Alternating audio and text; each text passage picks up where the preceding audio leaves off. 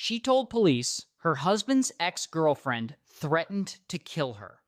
3 months later, she was dead. The detective investigating the case was the ex-girlfriend. On February 24th, 1986, 29-year-old Sherri Rasmussen was found dead in her condominium in Van Nuys, California. She had been brutally beaten and shot 3 times in the chest. The Los Angeles Police Department quickly concluded it was a burglary gone wrong, despite evidence that suggested otherwise.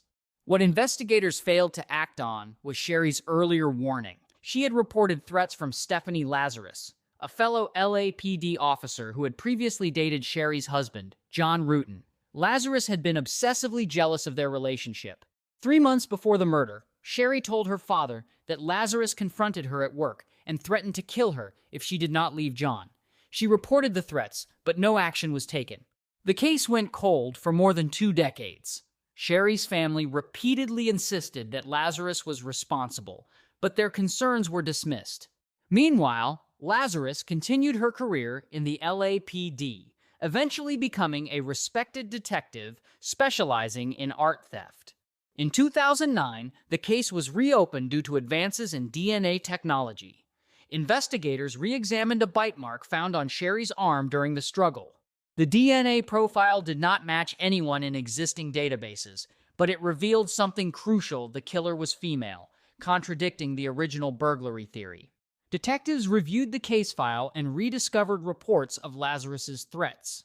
They obtained her DNA from a discarded cup and compared it to the evidence. The match was overwhelming, with a probability of 1 in 400 quadrillion.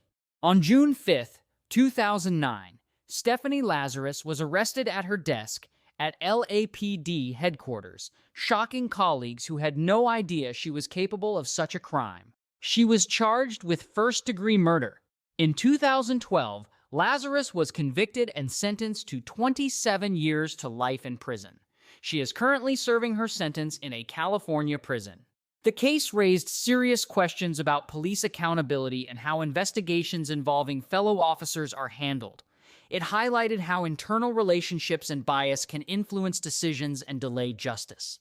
Sherri Rasmussen's family spent over 20 years fighting for answers. They refused to accept the burglary explanation and continued pushing for the truth. Their persistence ultimately led to the DNA testing that solved the case.